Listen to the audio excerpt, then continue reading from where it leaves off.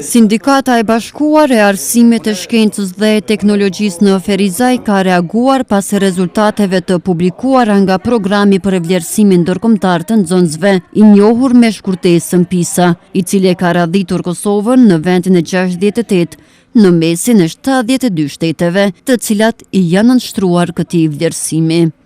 Edhe ne si sindikat jemi shqetësuar për këto rezultate, po jo shumë sepse parafrasisht ne e kemi ditur se nuk mund të kemi rezultate më të mira në një shtet i cili ende gjendet në pelena, në një shtet i cili me vitet të tëra ka qenë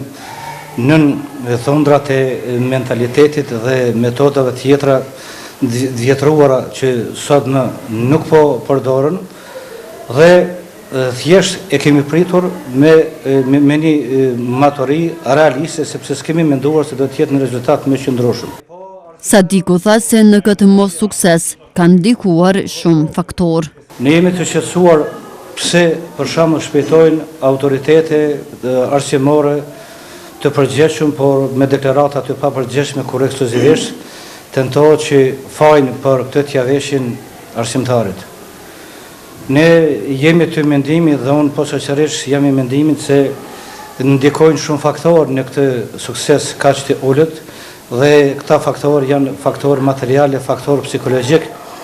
Së pari është mos-zhvillimi ekonomik dhe humbja e perspektivës, reforma të shpejta dhe të imponuara, humbja e imunitetit të arsimtarit përballë rrethanave dhe metodave të reja, normave të reja,